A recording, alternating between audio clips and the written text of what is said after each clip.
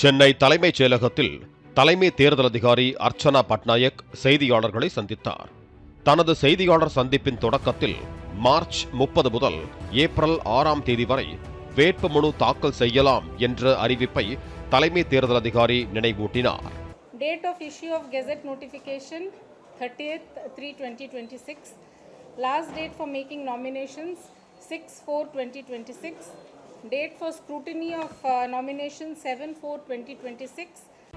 அப்போது செய்தியாளர் ஒருவர், நீங்கள் குறிப்பிட்டுள்ள 8 நாட்களில் 4 நாட்கள் விடுமுறை வருவதற்கான வாய்ப்புகள் இருக்கின்றன என்றும், வேட்புமனு தாக்கலுக்கு அனுமதிக்கப்பட்டுள்ள நாட்களில் ஞாயிற்றுக்கிழமை, புனித வெள்ளி மற்றும் தென் மாவட்டங்களில் சில உள்ளூர் விடுமுறைக்கான வாய்ப்புகளும் இருக்கின்றன.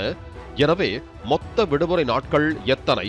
அந்த விடுமுறை நாட்களிலும் வேட்புமனு தாக்கல் செய்யலாமா என கேள்வி எழுப்பினார்.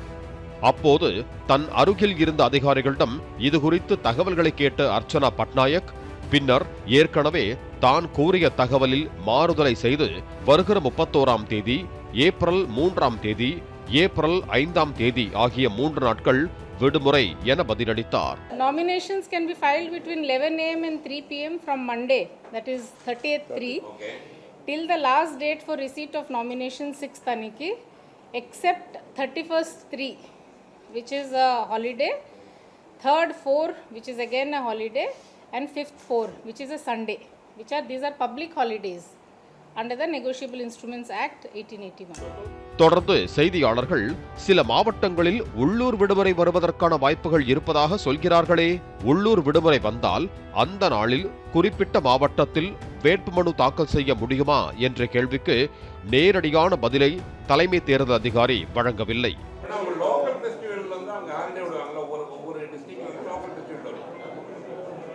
லோக்கல் ஹாலிடேஸ் அந்த டேஸ்ல இல்ல.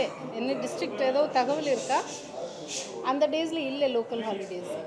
எனவே வேட்புமனு தாக்கல் குறித்து குழப்ப நிலை ஏற்பட்டுவிடக் கூடாது என்பதற்காக மொத்தம் எத்தனை நாட்கள் வேட்புமனு தாக்கலுக்கு அனுமதிக்கப்பட்டுள்ளன என நேரடியான பதிலை பெற செய்தியாளர்கள் முயற்சித்தனர். தலைமை தேர்தல் அதிகாரியோ, நீங்களே எண்ணி பார்த்து தெரிந்து கொள்ளுங்கள் என்பதை போல மொத்த வேலை நாட்கள் எத்தனை வருகிறதோ அத்தனை நாட்கள் என பதிலளித்தார். ஹாலிடேஸ் போக எத்தனை ஒர்க்கிங் டேஸ் இருக்கு, அத்தனை நாள் பண்ண முடியும். கிளியரா இப்போ தெளிவா சொல்லிட்டேன், நீங்க திருப்பி அதை கேட்கிறேன். ஆவணங்களற்ற ரொக்க பணத்தை பறக்கும் படையினர் பறிமுதல் செய்வது குறித்து தகவலை தலைமை தேர்தல் அதிகாரி கூறிய போது, பணத்திற்கு உரிய ஆவணங்கள் என்பது எதை குறிக்கும்? பணம் என்னுடையது என்பதை நிரூபிக்க வேண்டுமா, அல்லது எதற்காக பணம் எடுத்து செல்கிறேன் என்பதை நிரூபிக்க வேண்டுமா என்று கேள்வி எழுப்பிய செய்தியாளர்கள், உதாரணத்திற்கு நகை வாங்க செல்லும் ஒருவர் தன் வசம் வைத்திருக்கும் பணத்திற்கு அந்த பணம் தன்னுடையதுதான் என்பதை நிரூபிக்க ஆவணத்தை காட்ட வேண்டுமா, அல்லது தான் வைத்துள்ள பணம் ஆபரணம் வாங்குவதற்காகத்தான் எடுத்து செல்லப்படுகிறது என்பதை அழைப்பிதழ் போன்றவற்றை காட்டி நிரூபித்தால் போதுமா என கேட்கப்பட்டது. பதில் கூறாமல் அர்ச்சனா பட்நாயக் அமைதியாக இருக்க, அருகில் இருந்த அதிகாரி ஒருவர் குறுக்கிட்டு பணத்திற்கான சோர்ஸ் என்ன என்பதை நிரூபிக்க வேண்டும் என்றார். அதற்கான ஆவணங்களாக ஏடிஎம் பரிவர்த்தனை, வங்கி ஆவணங்கள் உள்ளிட்டவற்றை காட்ட வேண்டும் என்றும் கூறினார். சந்தைக்கு செல்லும் ஆடு மாடு வியாபாரிகள், விவசாயிகள் கைவசம் வைத்திருக்கும் ரொக்க பணத்திற்கு வங்கி பரிவர்த்தனை போன்ற ஆவணங்களை காட்டுவதற்கான வாய்ப்புகள் குறைவாக இருக்குமே. தென்னை விவசாயிகள் போன்றவர்கள் வியாபாரிகளிடம் இருந்து நேரடியாக ரொக்கமாகவே பணத்தை பெறுகிறார்கள். அதை பையில் வைத்து திருமணம் போன்றவற்றுக்கான பொருட்களை வாங்க நகரங்களுக்கு செல்கிறார்கள். அப்போது அவர்கள் டிஜிட்டல் பரிவர்த்தனை ஆவணங்களை காட்ட முடியாதே. இதற்கு ஏதேனும் வழிவகை இருக்கிறதா என கேட்கப்பட்டது. அதற்கு சோதனைகளின் போது பொதுமக்களுக்கு தொந்தரவு செய்யக்கூடாது என அறிவுறுத்தப்பட்டுள்ளது என சுருக்காக முடித்துக் கொண்டார் அர்ச்சனா பட்நாயக். பொது மக்களுக்கு தொந்தரவு கொடுக்காதுங்க சொல்லியிருக்கோம்.